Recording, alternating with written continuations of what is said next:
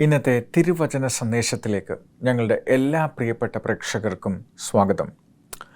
ബഹിരാകാശ വിക്ഷേപണങ്ങൾ നമുക്കെപ്പോഴും കൗതുകം നൽകുന്നതാണ്. അത് നമ്മുടെ ഭാവനയെ പലപ്പോഴും ഉണർത്താറുണ്ട്. ഈ കഴിഞ്ഞ പ്രാവശ്യം സുനിത വില്യംസ് ശൂന്യാകാശ താമസത്തിൽ നിന്നും പര്യവേക്ഷണത്തിൽ നിന്നും തിരിച്ചു വരുന്നതിൻ്റെ ചിത്രങ്ങൾ കണ്ടു. എന്നാൽ അതിനും ഏതാനും നാളുകൾക്ക് മുമ്പ് കൊളംബിയ എന്ന് പറയുന്ന ഒരു ശൂന്യാകാശ വാഹനത്തിൻ്റെ മടങ്ങിവരവ് നമുക്ക് ഓർക്കാം. അവർ വീട്ടിലേക്ക് മടങ്ങി വരികയാണ്. മറ്റ് പലരെയും പോലെ ഒരു സാധാരണമായ യാത്രയായിരുന്നു. സുരക്ഷിത മാർഗത്തിലൂടെയാണ് അവർ കടന്നു വന്നിരുന്നത്. പക്ഷേ ഒറ്റ നിമിഷത്തിൽ വളരെ അടുത്ത്, ഭൂമിയോട് വളരെ അടുത്ത്, ഏതാനും മിനിറ്റുകൾക്ക് മുന്നിൽ 7 പേരുടെ ജീവൻ നഷ്ടപ്പെട്ടു പോവുകയുണ്ടായി. അവരുടെ കുടുംബാംഗങ്ങളും സുഹൃത്തുക്കളും തകർന്നു പോയി. അവരുടെ വേർപാടിൽ എല്ലാവരും ദുഃഖിതരായി. ഈ ഒരു ദുരന്തത്തിൽ അവസാനിക്കാത്ത ഒരു ശൂന്യാകാശ യാത്രയെക്കുറിച്ചാണ് നമ്മൾ ചിന്തിക്കുന്നത്.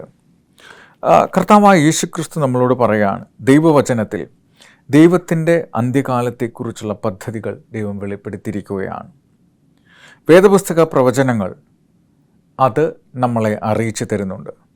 വെളിപ്പാട് 14 അധ്യായം 14 വാക്യത്തിൽ, പിന്നെ ഞാൻ വെളുത്തൊരു മേഘവും മേഘത്തിന്മേൽ മനുഷ്യപുത്രന് സദൃശനായി ഒരുത്തൻ തലയിൽ പൊൻകിരീടവും കയ്യിൽ മൂർച്ചയുള്ള അരിവാളുമായി ഇരിക്കുന്നതും കണ്ടു. വെളിപ്പാട് പുസ്തകം യേശുവിൻ്റെ 2ാം വരവിനെ വരച്ചു കാണിക്കുന്നു. അവൻ്റെ തലയിൽ സ്വർണ്ണ കിരീടവും കർത്താവുമായിട്ടാണ് അവൻ വരുന്നത്. മൂർച്ചയേറിയ വാളും അവൻ്റെ കയ്യിൽ ഉണ്ട്. നിശബ്ദമായോ രഹസ്യമായോ വരുന്നു എന്നല്ല കർത്താവായ യേശുക്രിസ്തുവിൻ്റെ വരവിനെക്കുറിച്ച് പറയുന്നത്.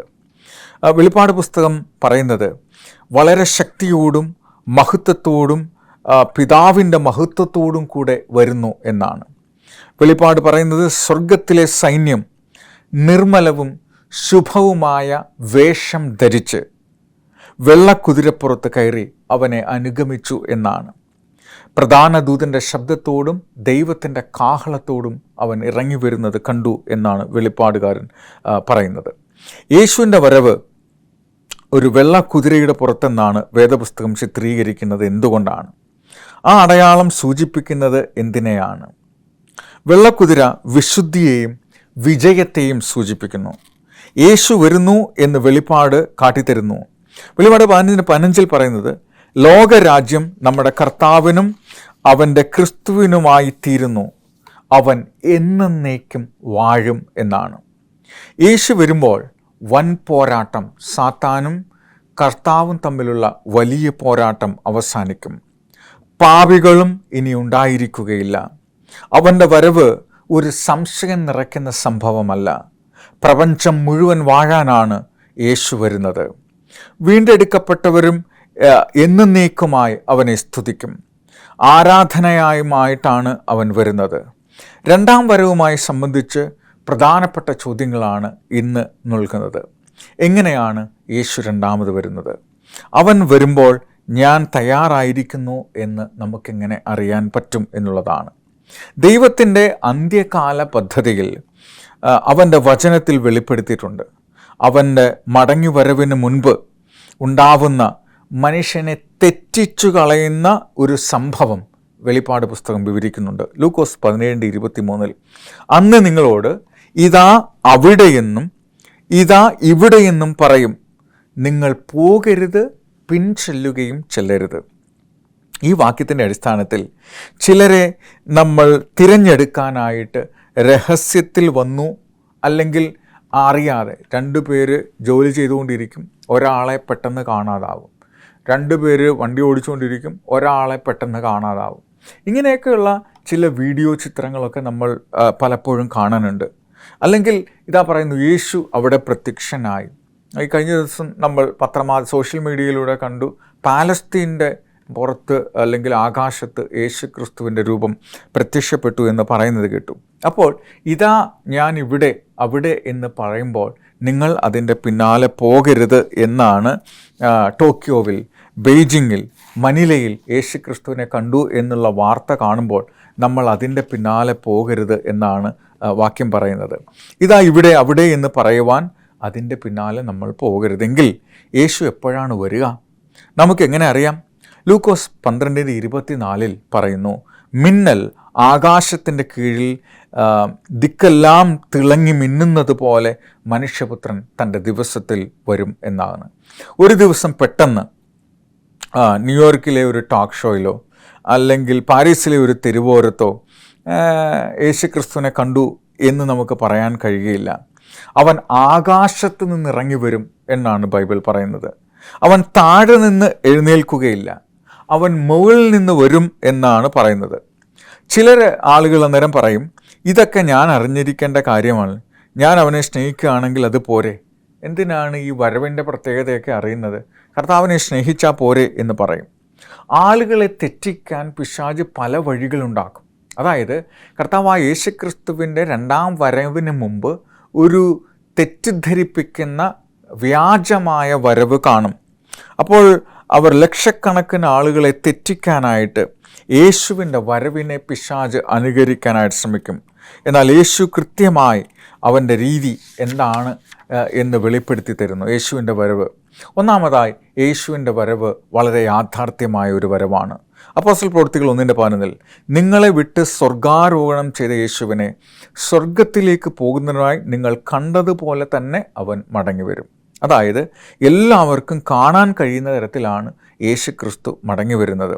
അവൻ്റെ ശിഷ്യന്മാർ അത്ഭുതത്തോടെ അവൻ ഉയർന്നുയർന്ന് ആകാശത്തിലേക്ക് പോകുന്നവനായി നിങ്ങൾ കണ്ടതുപോലെ ഒരു യഥാർത്ഥ സ്വർഗാരോഹണം. യേശു എങ്ങനെയാണോ പോയത് അവരുടെ ഇടയിൽ ജീവിച്ച് മനുഷ്യൻ്റേതായ രീതിയിൽ തന്നെയാണ്, അങ്ങനെ തന്നെ യേശു മടങ്ങി വരും.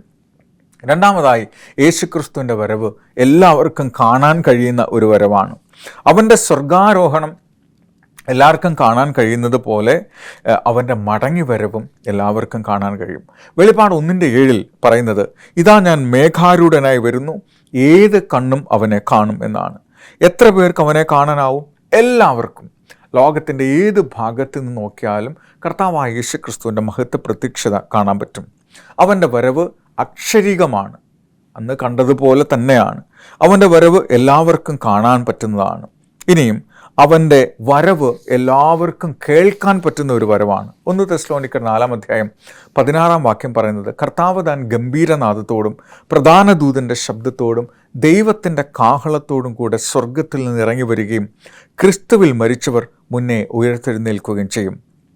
അവൻ അക്ഷരികമായി വരും, അവൻ ഒരു യഥാർത്ഥ ക്രിസ്തു ആയിട്ട് വരുന്നു, അവൻ എല്ലാവർക്കും കാണത്തക്ക രീതിയിൽ വരുന്നു, എല്ലാ കണ്ണുകൾക്കും അവനെ കാണാം, എല്ലാവർക്കും കേൾക്കാൻ പറ്റുന്ന വിധത്തിലാണ് യേശു വരുന്നത്, എല്ലാ കാതുകൾക്കും അവനെ കേൾക്കാം. നമ്മളുടെ പ്രിയപ്പെട്ടവർ ആരെങ്കിലും മരണത്തിൽ വേർപെടുകയോ മകനോ മകളോ ഭർത്താവോ അച്ഛനോ അമ്മയോ ആരെങ്കിലും ഒക്കെ മരണപ്പെട്ടു പോയാൽ കർത്താവായ യേശുക്രിസ്തുവിൻ്റെ വരവിൽ അവരുടെ കല്ലറകൾ തുറക്കപ്പെടും. അവരുടെ കല്ലറ ദൈവം അടയാളം വെച്ചിട്ടുണ്ട്. അവനിൽ വിശ്വസിച്ച് മരിച്ചവർക്ക് ഇത് പറയുന്നു, കർത്താവ് താൻ ഗംഭീരനാദത്തോടെ ഇറങ്ങി വരും.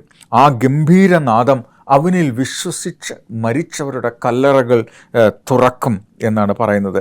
പ്രധാന ദൂതൻ്റെ ശബ്ദത്തോടും ദൈവത്തിൻ്റെ കാഹളത്തോടും വരും. മാത്രമല്ല ക്രിസ്തുവിൽ മരിച്ചവർ ഉയർത്തെഴുന്നേൽക്കും. ഒരു ദിവസം പറയും, ഞാൻ പുനരുദ്ധാനം ചെയ്ത് പുതു ശരീരമായി വരുന്നു. 1 തെസ്സലോനിക്കർ 4:17 ക്രിസ്തുവിൽ മരിച്ചവർ മുന്നേ ഉയർത്തെഴുന്നേൽക്കുകയും പിന്നോടെ ജീവനോടെ ശേഷിച്ചിരിക്കുന്ന നമ്മൾ രൂപാന്തരപ്പെടുകയും അവരോടൊരുമിച്ച് ആകാശത്തിൽ കർത്താവിനെ എതിരേൽപ്പാൻ മേഘങ്ങളിൽ എടുക്കപ്പെടും എന്ന് എഴുതിയിരിക്കുന്നു. ആരെയാണ് നാം കണ്ടുമുട്ടുവാൻ പോകുന്നത്? ക്രിസ്തുവിൽ മരിച്ച വിശുദ്ധന്മാരെ കാണാൻ പറ്റും. ക്രിസ്തുവിൽ മരിച്ച് പോയ വിശുദ്ധന്മാരെ കാണാൻ പറ്റും. കല്ലറയിൽ വിശ്രമിക്കുന്നവർ ഉയർത്തെഴുന്നേറ്റ് വരുന്നത് കാണാം. ജീവനോടെ ശേഷിക്കുന്ന അന്ന് യേശുവിൻ്റെ വരവിൽ ജീവനോടെ ശേഷിക്കുന്ന ആളുകൾ രൂപാന്തരപ്പെട്ട് അവനെ എതിരേൽക്കാൻ മേഘങ്ങളിൽ എടുക്കപ്പെടും. ഇങ്ങനെ നാം എപ്പോഴും കർത്താവിനോട് കൂടെ ഇരിക്കും. ഈ സമയത്ത് കർത്താവ് ഈ ഭൂമിയിൽ ജീവിക്കാനായി വരുമോ? ഈ സമയത്ത് കർത്താവായ യേശുക്രിസ്തു ഭൂമിയിലേക്ക് വരുന്നില്ല. കാരണം നാം അവനെ കാണുന്നത് ഈ ഭൂമിയിലല്ല. നമ്മൾ എവിടെയാണ് അവനെ കാണുന്നത്? ആകാശത്തിൽ. ബൈബിൾ തുടരുന്നു, അവൻ്റെ വരവ് ഒരു മഹത്വപൂർണമായ വരവാണ്. മത്തായി 24:27 പറയുന്നു, മിന്നൽ കിഴക്ക് നിന്ന് പുറപ്പെട്ട് പടിഞ്ഞാറോളം വിളങ്ങും പോലെ മനുഷ്യപുത്രൻ്റെ വരവാകും. ഒരു മിന്നിത്തിളങ്ങുന്ന വെളിച്ചത്തിൻ്റെ മിന്നും പ്രദർശനം ദൈവം ആകാശത്തൊരുക്കും. 10,000 ദൂതന്മാർ അകമ്പടിയോടെ ആകാശത്ത് നിന്ന് അവൻ ഇറങ്ങി വരും. യേശു മാത്രമാണ് ജീവദായകൻ. അവന് മാത്രമാണ് മരിച്ചവരെ ഉയർത്താൻ കഴിയുക. അവനൊരു യഥാർത്ഥ ക്രിസ്തുവായി, അവൻ മരിച്ചവർക്ക് പുനരുദ്ധാനം നൽകുന്നവനായി, ജീവിച്ചിരിക്കുന്നവരെ രൂപാന്തരപ്പെടുത്തുന്നവനായി അവൻ നമ്മളെ കാണും. ഒരു യഥാർത്ഥ ക്രിസ്തുവിനൊപ്പം നാം ആകാശത്തിൽ സഞ്ചരിക്കും. നാം എന്നേക്കും അവനോട് കൂടെയിരിക്കും. മത്തായി 24:30 പറയുന്നത്, അപ്പോൾ മനുഷ്യപുത്രൻ്റെ അടയാളം ആകാശത്ത് വിളങ്ങും. അന്ന് ഭൂമിയിലെ സകല ഗോത്രങ്ങളും പ്രലപിക്കും. അവൻ്റെ വരവ് മിന്നൽ പോലെ കിഴക്ക് നിന്ന് പടിഞ്ഞാറ് വരെ വിളങ്ങും. ഭൂമിയിലെ സകല ഗോത്രങ്ങൾക്കും മുന്നിൽ അവൻ പ്രത്യക്ഷനാകും. വെളിപ്പാട് 1:7 പറയുന്നത്, അവൻ വരുമ്പോൾ അവനെ കാണാവുന്നത് വിശ്വാസികൾക്ക് മാത്രമല്ല, അവൻ വരുമ്പോൾ എല്ലാ കണ്ണുകളും അവനെ കാണും, എല്ലാ കാതുകളും അവനെ കേൾക്കും. അവൻ വരുമ്പോൾ ഇവിടെ 2 തരത്തിലുള്ള ആളുകളുണ്ടാവും, രക്ഷിക്കപ്പെട്ടവരും രക്ഷിക്കപ്പെടാത്തവരുമായിട്ട്, വീണ്ടെടുക്കപ്പെട്ടവരും വീണ്ടെടുക്കപ്പെടാത്തവരും. അവർ വന്ന് കഴിയുമ്പോൾ രണ്ടാമതൊരവസരം അവർക്കുണ്ടാകുകയില്ല. അവൻ്റെ വരവ് അക്ഷരീകമാണ്, എല്ലാവർക്കും കാണാവുന്നതാണ്, എല്ലാവർക്കും കേൾക്കാവുന്നതാണ്. അവൻ്റെ വരവ് മഹത്വപൂർണ്ണമാണ്. കർത്താവിൻ്റെ വരവ് സുവിശേഷത്തിൻ്റെ ആത്യന്തികമായ പരിസമാപ്തിയാണ്, വിജയകരമായ പരിസമാപ്തിയാണ്. അവൻ്റെ വരവ് മാനവരാശിയുടെ ചരിത്രത്തിലെ നിർണായകമായ ഒന്നാണ്. അതുകൊണ്ട് 1 കൊരിന്ത്യർ 15:51 മുതൽ 53 വരെ പറയുന്നു, ഞാൻ ഒരു മർമ്മം നിങ്ങളോട് പറയാം, നാം എല്ലാവരും നിദ്ര കൊള്ളുകയില്ല, എന്നാൽ അന്ത്യകാഹളനാദത്തിങ്കൽ പെട്ടെന്ന് കണ്ണുമിക്കുന്നതിനിടയിൽ നാം എല്ലാവരും രൂപാന്തരപ്പെടും. കാഹളം ധ്വനിക്കും, മരിച്ചവർ അക്ഷയരായി ഉയർക്കുകയും നാം രൂപാന്തരപ്പെടുകയും ചെയ്യും. ഈ ദ്രവത്വമുള്ളത് അദ്രവത്വത്തെയും ഈ മർത്യമായത് അമർത്യത്തെയും ധരിക്കണം. ആകാശത്തിൻ്റെ ഇടനാഴിയിലൂടെ കർത്താവ് ഇറങ്ങി വരുമ്പോൾ ഭൂമി ദൈവത്തിൻ്റെ മഹത്വത്താൽ ശോഭിക്കും. ഭൂമി കിടുകിട വിറക്കുകയും കെട്ടിടങ്ങൾ കുലുങ്ങുകയും മിന്നൽ തെളിയുകയും ഇടിനാദം മുഴങ്ങുകയും 10,000 ദൂതന്മാർ വേഗത്തിൽ കല്ലറകൾ തുറന്ന് വിശുദ്ധന്മാർ ഉയർത്തെഴുന്നേൽക്കുമ്പോൾ അവരുടെ ശരീരത്തിന് ആ പാപത്തിൻ്റെ ശാപം ഇനി ഉണ്ടാകുകയില്ല. അവർക്കെതിരെ മറ്റ് കുഴപ്പങ്ങളൊന്നും ആരോപിക്കാനുണ്ടാകുകയില്ല. കാഴ്ചയില്ലാത്ത കണ്ണുകൾ കാണും, ബധിരന്മാരുണ്ടാവുകയില്ല, സന്ധിവാത മുടന്തുകൾ ഉണ്ടാകുകയില്ല, രോഗബാധിതരായ ശരീരങ്ങൾ ഉണ്ടാകില്ല, ക്യാൻസറിനും ഹൃദയരോഗത്തിനും ഇരയാകുന്നവർ ഉണ്ടാകില്ല. വിശ്വാസികൾ എന്ന നിലയിൽ നാം ആകാശത്തേക്ക് നോക്കും. യേശു വരുന്നു, ആകാശത്തിലെ ഏറ്റവും മഹത്വപൂർണമായ സംഭവം. അതുപോലെ നമ്മുടെ മരണമുള്ള ശരീരങ്ങൾ രോഗത്തിനും മരണത്തിനും വിധേയമായ ശരീരത്തിന് പകരം മരണമില്ലാത്ത നിത്യജീവൻ ലഭിച്ച ശരീരങ്ങളായി മാറും. അന്നൊരു ദിവസം, യേശു വരുന്ന ദിവസം, നൊടിയടയിൽ നാം രൂപാന്തരപ്പെടും. നൊടിയടയിൽ നമ്മൾ മാറ്റം വന്നവരായി പുതുജീവൻ നമ്മിൽ തുടിക്കും. ആരോഗ്യവും സന്തോഷവും സമാധാനവും ആഹ്ലാദവും കൊണ്ട് നാം തിളങ്ങും. ക്രിസ്തു മഹത്വത്തിൽ ഇറങ്ങി വരുമ്പോൾ നമ്മുടെ ശരീരത്തിന് മാറ്റം വന്നിരിക്കും. പാപമുണ്ടാക്കിയ പരിമിതികളോ ഇല്ലാത്തവരായി നമ്മൾ മാറും. മർത്യമായത് അമർത്യത്തെ ധരിച്ചുകൊണ്ട് നാം അവൻ്റെ ശരീരസ്തുതിഗീതങ്ങൾ പാടും. വെളിപ്പാട് 15:3 പറയുന്നത്, അവൻ ദൈവത്തിൻ്റെ ദാസനായ മോശയുടെ പാട്ടും കുഞ്ഞാടിൻ്റെ പാട്ടും പാടി ചൊല്ലിയത്, നിന്റെ പ്രവൃത്തികൾ വലുതും അത്ഭുതവുമായവ, സർവ്വജാതികളുടെയും രാജാവേ, നിന്റെ വഴികൾ നീതിയും സത്യവുമുള്ളതാ. മരിച്ചവർ ഉയർത്തെഴുന്നേറ്റ് നാം പറയും, കാണൂ കാണൂ, അവൻ പുതിയ മഹത്വമുള്ള മരണമില്ലാത്ത ശരീരവുമായി കല്ലകൾ തുറന്ന് വന്നത് നാം കണ്ടു. നമ്മുടെ സഹോദരങ്ങൾ, സഹോദരിമാർ, പ്രിയപ്പെട്ടവർ, മാതാപിതാക്കൾ, അങ്ങനെയുള്ളവർ കവിളിൽ ഒഴുകിയ കണ്ണുനീർ അത് അവരെ അലിംഗനം ചെയ്തുകൊണ്ട്, എന്നിട്ട് അവൻ നമ്മുടെ കണ്ണിലെ കണ്ണുനീരെല്ലാം മാറ്റും. നമ്മൾ ഒന്നിച്ച് മേഘങ്ങൾ ഉയർത്തപ്പെട്ട് നോക്കുമ്പോൾ കർത്താവായ യേശു ക്രിസ്തു സ്നേഹമായി നമ്മളെ ആശ്ലേഷിക്കും. കുടുംബങ്ങൾ ഒരുപക്ഷെ പരസ്പരം കാണും. യുഗങ്ങളിലെ ഏറ്റവും വലിയ നാടകീയത. നമ്മുടെ പ്രിയപ്പെട്ടവർ കല്ലറയിൽ നിന്ന് പുറത്തു വരുന്നത് നാം കണ്ടു. മോശയുടെയും കുഞ്ഞാടിൻ്റെയും പാട്ടുപാടി അവൻ്റെ വഴികളിൽ നീതി സ്തുതിഗീതങ്ങൾ പാടുന്നത് നമ്മൾ കണ്ടു. യേശു രാജാതിരാജാവും കർത്താവുമായി വരുന്നത് നമ്മൾ കണ്ടു. നമ്മൾ കരഞ്ഞു. യെശയ്യാവ് 25:9 പറയുന്നത്, ഇതാ നമ്മുടെ ദൈവം, അവനായത്രേ നാം കാത്തിരുന്നത് എന്ന് നമ്മൾ പറയും. അവൻ നമ്മളെ രക്ഷിക്കും. ഇതാ നമ്മുടെ ദൈവം, അവനായത്രേ നാം കാത്തിരുന്നത്, അവൻ നമ്മളെ രക്ഷിക്കും. നാം അവനായി കാത്തിരുന്നു. കള്ളപ്രവാചകന്മാരെ നമ്മൾ അംഗീകരിച്ചില്ല. മൃഗത്തിൻ്റെ മുദ്ര നാം സ്വീകരിച്ചില്ല. എന്ന് നടിച്ച് തെറ്റായി വന്ന സാത്താൻ്റെ വലിയ തെറ്റിക്കലിനെ നമ്മൾ അതിജീവിച്ചു. അവൻ്റെ രക്ഷയിൽ നമുക്ക് ആനന്ദിച്ച് സന്തോഷിക്കാനാവും. യേശുവിനെ അംഗീകരിക്കാനുള്ള സമയം എപ്പോഴാണ് പ്രിയമുള്ളവരെ? കർത്താവ് പറയുന്നു, ഇപ്പോഴാണ് സുപ്രസാദകാലം, ഇപ്പോഴാണ് രക്ഷാദിവസം. നിത്യതയുടെ വാൾമുനയിലാണ് നമ്മൾ ജീവിക്കുന്നത്. ഇന്ന് ഞാനത് വിശ്വസിക്കുന്നു. യേശുവിൻ്റെ 2ാം വരവിന് തൊട്ടുമുമ്പ് ഉടനെ ആകാശത്തിൻ്റെ ഇടനാഴിയിലൂടെ അവൻ ഇറങ്ങി വരും. യേശുവിൻ്റെ വരവിൽ സംഭവിക്കുന്ന കാര്യങ്ങൾ, പ്രധാനപ്പെട്ട കാര്യങ്ങൾ ഒന്നുകൂടെ നമുക്ക് നോക്കാം. വലിയ ഭൂകമ്പം ഉണ്ടാകും. 2, മരിച്ചവർ വിശുദ്ധന്മാർ ഉയർക്കും. 3, ജീവിക്കുന്ന നീതിമാന്മാർ രൂപാന്തരപ്പെടും. 4, മനുഷ്യർ അമർത്യത ധരിക്കും. 5, ജീവിക്കുന്ന ദുഷ്ടന്മാർ എന്നേക്കുമായി നശിപ്പിക്കപ്പെടും. നീതിമാന്മാർ യേശുവിനെ സ്വാഗതം ചെയ്യും. നീതിമാന്മാർ സ്വർഗത്തിലേക്ക് പോകും. അപ്പോൾ ചിലർ ചോദിക്കും, രഹസ്യവരവോ? മത്തായി 24:36 പറയുന്നു, ആ നാളും നാഴികയും സംബന്ധിച്ചോ പിതാവ് മാത്രമല്ലാതെ ആരും സ്വർഗത്തിലെ ദൂതന്മാർ കൂടെയും അറിയുന്നില്ല. മത്തായി 24:43. കള്ളൻ വരുന്നത് ഇന്നതെന്ന് വീട്ടുടയവൻ അറിഞ്ഞിരുന്നുവെങ്കിൽ അവൻ ഉണർന്നിരിക്കുകയും തൻ്റെ വീട് തുറക്കുവാൻ സമ്മതിക്കാതിരിക്കുകയും ചെയ്തു. ഈ വാക്യം അവൻ്റെ വരവിൻ്റെ രീതിയെക്കുറിച്ചാണ് പറയുന്നത്, അല്ലെങ്കിൽ അവൻ്റെ വരവിൻ്റെ സമയത്തെക്കുറിച്ച്. ബൈബിൾ പറയുന്നു, അവൻ വരുന്ന സമയത്തിൻ്റെ രീതിയെക്കുറിച്ചല്ല. ഒരു പക്ഷേ കള്ളം വരുന്ന സമയം എന്താണെന്ന് നമുക്കറിയാമെങ്കിൽ നമ്മൾ ഉണർന്നിരിക്കും, അല്ലേ? അങ്ങനെയാണ്. പക്ഷേ വരുന്ന സമയം വേറെ ആർക്കും അറിഞ്ഞുകൂടാ. അതുകൊണ്ട് നമ്മൾ എപ്പോഴും റെഡി ആയിരിക്കണം, എപ്പോഴും നമ്മൾ തയ്യാറായിരിക്കണം. അതുകൊണ്ടാണ് ഈ വാക്യം അങ്ങനെ പറയുന്നത്. അവൻ വരും നമ്മൾ പ്രതീക്ഷിക്കാത്ത നേരത്ത്, പെട്ടെന്ന്, വളരെ വേഗത്തിൽ, വളരെ പെട്ടെന്ന്. യേശു ഇങ്ങനെ വരണം എന്നാണ് ലോകം വിചാരിക്കുന്നത്. ലോകം വിചാരിക്കുന്നത് യേശു കള്ളനെ പോലെ ആരും കാണാതെ വന്ന് അവന് ഇഷ്ടമുള്ളവരെ കൊണ്ടുപോകണമെന്നാണ്. പക്ഷെ അങ്ങനെയല്ല വേദപുസ്തകം പറയുന്നത്. വേദപുസ്തകം പറയുന്നത് രഹസ്യമായി കർത്താവ് വരുന്നില്ല, അവൻ ബൈബിൾ പഠിപ്പിക്കുന്നില്ല. 44-ാമത്തെ വാക്യം നോക്കൂ. അങ്ങനെ നിനക്കാത്ത നാഴികയിൽ മനുഷ്യപുത്രൻ വരുന്നത് കൊണ്ട് നിങ്ങളും ഒരുങ്ങിയിരിപ്പീൻ. കർത്താവായ യേശുക്രിസ്തുവിൻ്റെ വരവ് ഏത് നിമിഷമുണ്ടായാലും അവനെ സ്വീകരിക്കാൻ നമ്മൾ ഒരുങ്ങിയിരിക്കണം. 2 പത്രോസ് 3:10 പറയുന്നത്, കർത്താവിൻ്റെ ദിവസം കള്ളനെ പോലെ വരും. അന്ന് ആകാശം കൊടുമുഴക്കത്തോടെ ഒഴിഞ്ഞു പോകും, മൂലപദാർത്ഥങ്ങൾ കത്തി അഴിയുകയും ചെയ്യും, അതിലെ പണികളും വെന്തുപോകും. അപ്പോൾ എപ്പോഴാണ് അവൻ കള്ളനെ പോലെ വരുന്നത്?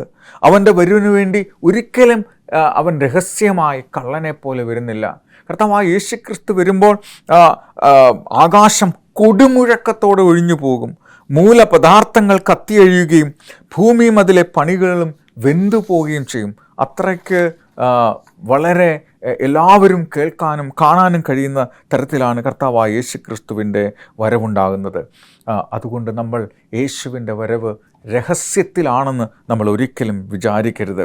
അതുകൊണ്ടാണ് കർത്താവ് പറയുന്നത്, അവൻ കള്ളനെ പോലെ വരുന്നത്. അവൻ്റെ വരവിനു വേണ്ടി ഒരുങ്ങാത്തവർക്ക് അവനെ കാണാനായിട്ട് സാധിക്കില്ല. അപ്പോൾ നമ്മൾ എന്ത് സംഭവിക്കും? ഒരാൾ എടുക്കപ്പെടുകയും മറ്റയാൾ തള്ളപ്പെടുകയും ചെയ്യുമോ? ലൂക്കോസ് 17:36. 2 പേർ വയലിലിരിക്കും, ഒരുത്തനെ കൈകൊള്ളും, മറ്റവനെ ഉപേക്ഷിക്കും. ഈ വാക്യം അതിൻ്റെ അർത്ഥം പറയുന്നത് ജീവനോട് ഉപേക്ഷിക്കുമെന്നാണോ? അങ്ങനെയല്ല. എന്നാൽ വാക്യം പറയുന്നത്, തുടർന്ന് പറയുന്നത് കേൾക്കുക. ലൂക്കോസ് 17:26. നോഹയുടെ കാലം പോലെ എന്ന് വെച്ചാൽ എന്താണ്? ഒരു കൂട്ടം ആളുകളെ നോഹയുടെ കാലത്ത് എടുത്തോ, ഒരു കൂട്ടം ആളുകളെ ഉപേക്ഷിച്ചോ? അങ്ങനെയൊന്നും സംഭവിച്ചില്ലല്ലോ. അവരെ ഉപേക്ഷിക്കുകയായിരുന്നില്ല, വെള്ളത്താൽ നശിപ്പിക്കുകയായിരുന്നു. ഒരു കൂട്ടം ആളുകളെ കൊണ്ടുപോയില്ല. ഒരു കൂട്ടം ആളുകൾ പെട്ടകത്തിൽ കയറാൻ പറഞ്ഞു, ഒരു കൂട്ടം ആളുകളെ ജലപ്രളയത്താൽ നശിപ്പിച്ചു കളഞ്ഞു. അതുപോലെയാണ് ലോത്തിൻ്റെ കാലത്ത് സംഭവിച്ചതും. ലോത്തിൻ്റെ കാലത്ത് എന്താ സംഭവിച്ചത്? നോഹയുടെ കൂടാരം പോലെ ആളുകൾ അവനെ കാണാനായിട്ട് വന്നു. യേശുക്രിസ്തു അല്ലെങ്കിൽ ദൂതന്മാർ ലോത്തിനെയും കൂട്ടുകാരെയും വലിച്ചു കൊണ്ടുപോയി പട്ടണത്തിന് പുറത്തേക്ക് കൊണ്ടുപോയി നോഹയുടെ ലോത്തിൻ്റെ സമയത്തുണ്ടായിരുന്ന ആളുകളെ മുഴുവൻ നശിപ്പിച്ചു കളഞ്ഞു എന്നാണ് പറയുന്നത്. അതായത് കർത്താവായ യേശുക്രിസ്തുവിൻ്റെ രണ്ടാം വരവിൻ്റെ സമയത്ത് വെളിപ്പാടിൻ്റെ പദ്ധതി ഇങ്ങനെയാണ്: ലോകം രണ്ടായി വിഭജിക്കപ്പെടും. അതായത് വെളിപ്പാട് 6:15-17 ഭൂമിയിലെ രാജാക്കന്മാരും മഹത്തുക്കളും സഹസ്രാധിപന്മാരും ധനവാന്മാരും സകല ബലവാന്മാരും സകലദാസനും സൗന്ദര്യരും മലപ്പാച്ചുകളിലും ഗുഹകളിലും ഒളിച്ചുകൊണ്ട് മലകളോടും പാറകളോടും ഞങ്ങളുടെ മേൽ വീഴുവിൻ, സിംഹാസനത്തിൽ ഇരിക്കുന്നവൻ്റെ മുഖം കാണാതെ വണ്ണം കുഞ്ഞാടിൻ്റെ കോപം തട്ടാതെ വണ്ണം ഞങ്ങളെ മറപ്പിൻ, അവരുടെ മഹാകോപ ദിവസം വന്നു എന്ന് ആർക്ക് നിൽപ്പാൻ കഴിയും എന്ന് പറയുകയാണ്. ഇത്ര ഭയാനകമായൊരു കാര്യമാണ്. കർത്താവായ യേശുക്രിസ്തുവിൻ്റെ വരവ് വരുമ്പോൾ നീതിമാന്മാർക്ക്, മരിച്ച വിശുദ്ധന്മാർക്ക്, രൂപാന്തരപ്പെടുന്നവർക്ക് നല്ലതാണ്. എന്നാൽ അവനെ അംഗീകരിക്കാത്തവർക്ക് നാശത്തിൻ്റെ തുടക്കമാണ്. എത്ര ഭയാനകമാണ്! അവർ പറയുന്നു, അവൻ്റെ പ്രത്യക്ഷത കാണാതെ വണ്ണം ഞങ്ങളുടെ മുഖത്തെ മറച്ചുകൊള്ളുവീൻ എന്ന് പർവ്വതങ്ങളോട് വിളിക്കുന്നത് നമുക്ക് കാണാൻ പറ്റും. കർത്താവായ യേശുക്രിസ്തു എന്നാൽ അവർ അവനെ കാണാതെ ഓടി ഒളിക്കും. അവരുടെ ഹൃദയം ഭയത്താൽ വിറയ്ക്കും. അവരുടെ ഹൃദയത്തിൽ യേശുവിനെ പ്രപഞ്ചത്തിൻ്റെ മഹത്വത്തിൻ്റെ രാജാവായി, സൃഷ്ടിതാവായി അവർ അംഗീകരിച്ചില്ല, ആരാധിച്ചിരുന്നില്ല. അവർ ഭയന്നോടി മലകളോടും പാറകളോടും ഞങ്ങളെ മറക്കൂ, അവനെ കാണാതെ വണ്ണം ഞങ്ങളെ മറക്കൂ, അവൻ്റെ മഹത്വം ഞങ്ങൾക്ക് കാണാതിരിക്കണം എന്ന് പറയും. സ്നേഹിത, ഇനി രണ്ടാമതൊരവസരം നമുക്കുണ്ടാകുകയില്ല. കർത്താവായ യേശുക്രിസ്തു വരുമ്പോൾ നമുക്കവനെ കാണുന്നവരുടെ കൂട്ടത്തിൽ കാണാൻ നമ്മൾ ഇഷ്ടപ്പെടുന്നുണ്ടോ? നിങ്ങളുടെ രക്ഷയുടെ സമയം ഇതാണ്. ഇപ്പോഴാണ് രക്ഷാദിവസം, ഇപ്പോഴാണ് സുപ്രസാദകാലം. അവസാനമായി അവൻ്റെ വരവ് സന്തോഷകരമായൊരു വരവാണ്. മറ്റൊരു സമയത്തിനായി ഇനി നമ്മൾ മാറ്റിവെക്കരുത്. കൂടുതൽ യോജിച്ച സമയത്തിനായി കാത്തിരിക്കുന്നത്, ഞാൻ കല്യാണം കഴിക്കട്ടെ, വീട് വയ്ക്കട്ടെ, നല്ല പണമുണ്ടാക്കട്ടെ, എന്നിട്ട് ഞാൻ വരാം, പെൻഷൻ ആകട്ടെ എന്നൊന്നും നമ്മൾ വിചാരിക്കരുത്. യുഗങ്ങളുടെ ഏറ്റവും ആഹ്ലാദകരമായ, ഏറ്റവും സന്തോഷകരമായ ഒരു പ്രതിഭാസം നമ്മൾ നഷ്ടപ്പെടുത്തരുത്. അതുകൊണ്ടാണ് യോഹന്നാൻ 14:2-3 വാക്യത്തിൽ കർത്താവ് പറയുന്നത്, ഞാൻ നിങ്ങൾക്ക് സ്ഥലമൊരുക്കുവാൻ പോകുന്നു. ഞാൻ പോയി നിങ്ങൾക്കൊരുക്കിയാൽ ഞാൻ ഇരിക്കുന്നിടത്ത് നിങ്ങളും ഇരിക്കേണ്ടതിന് പിന്നെയും വന്ന് നിങ്ങളെ എൻ്റെ അടുക്കൽ ചേർത്തുകൊള്ളും. കർത്താവായ യേശുക്രിസ്തുവിൻ്റെ വരവിനായി നമ്മളെ സ്വീകരിക്കാൻ നമ്മളെ പ്രേരിപ്പിക്കുന്നത് എന്താണ്? നമ്മൾ നമ്മുടെ കൂട്ടുകാരോടും നമ്മളുടെ പ്രിയപ്പെട്ടവരോടും ഈ മഹത്വപൂർണമായ സന്ദേശത്തിൻ്റെ ഭാഗമാകുവാൻ നമ്മൾ അവരെ ക്ഷണിക്കണം. എത്രയും സംതൃപ്തിപ്പെടുത്താൻ നമുക്ക് സംതൃപ്തിയുള്ളവരായിരിക്കാൻ നമുക്കൊന്നേയുള്ളൂ, അത് യേശുക്രിസ്തുവാണ്. ഇതൊരു കെട്ടുകഥയല്ല, ഇത് ആരെയും വിശ്വസിപ്പിക്കേണ്ടുന്ന ഒന്നല്ല, ഇത് യാഥാർത്ഥ്യമാണ്. ഒരു ദിവസം യേശു വരും. അത് നിന്നെ രക്ഷിക്കാൻ ആഗ്രഹമുണ്ട്. നമ്മളെ രക്ഷിക്കാനാണ് യേശു വരുന്നത്. യേശുവേ, എന്നെ രക്ഷിക്കണമേ എന്ന് പറയാൻ നമുക്കാകുമോ? യേശുവേ, ഞാൻ വിശ്വസിക്കുന്നു, നിന്നോട് ഞാൻ നന്ദിയുള്ളവനായിരിക്കും. ഞാൻ എൻ്റെ ജീവിതത്തെ നിനക്ക് വേണ്ടി സമർപ്പിക്കുന്നു. നീ നിൻ്റെ സൃഷ്ടിതാവും പരിപാലകനുമാണ്. നിൻ്റെ കരുതലും സ്നേഹവും എനിക്കൊപ്പമുണ്ട്. നിന്നോടൊപ്പം എന്നും ജീവിക്കാൻ ഞാൻ എൻ്റെ ജീവിതത്തെ പരിപൂർണമായി നിൻ്റെ കൈകളിൽ സമർപ്പിക്കുന്നു എന്ന് തീരുമാനിക്കാൻ നിങ്ങൾക്ക് ദൈവത്തിൻ്റെ ആത്മാവ് പ്രേരിപ്പിക്കുന്നുണ്ടോ? ഉണ്ടെങ്കിൽ ഒരു നിമിഷം നമുക്ക് പ്രാർത്ഥിക്കാം. ഞങ്ങളെ സ്നേഹിക്കുന്ന സ്വർഗീയ പിതാവേ, നിൻ്റെ വരവിൽ നിന്നെ എതിരിക്കുന്നവരുടെ കൂട്ടത്തിൽ കാണപ്പെടുവാൻ ഞങ്ങളെ സഹായിക്കണമേ. ആ വലിയ സന്തോഷത്തിൻ്റെ ഭാഗമാകുവാൻ, ഞങ്ങളുടെ മരണപ്പെട്ട പ്രിയപ്പെട്ടവരെ വീണ്ടും കാണുവാൻ, സ്വർഗത്തിൽ നിത്യതയിൽ അങ്ങയോടൊപ്പം സന്തോഷിക്കുവാൻ, പാപവും പാപത്തിൻ്റെ അനന്തരഫലവും ഉണ്ടാക്കുന്ന എല്ലാ പ്രതിസന്ധികളെയും ഇല്ലാതാക്കുവാൻ, കർത്താവേ, അങ്ങയോടൊപ്പം എന്നും ജീവിക്കുവാൻ ഞങ്ങൾ ആഗ്രഹിക്കുന്നു. അതിന് ഞങ്ങൾ അങ്ങയെ ഞങ്ങളുടെ രക്ഷിതാവായി സ്വീകരിക്കുന്നു. ഞങ്ങളുടെ പ്രാർത്ഥന കേട്ടതുകൊണ്ട് അങ്ങയെ സ്തുതിക്കുന്നു. സകലവും യേശുവിൻ്റെ നാമത്തിൽ ചോദിക്കുന്നു. കൃപയോടെ കേൾക്കണം സ്വർഗീയ പിതാവേ. ആമേൻ, ആമേൻ. കർത്താവായ യേശുവേ, വേഗം വരണമേ.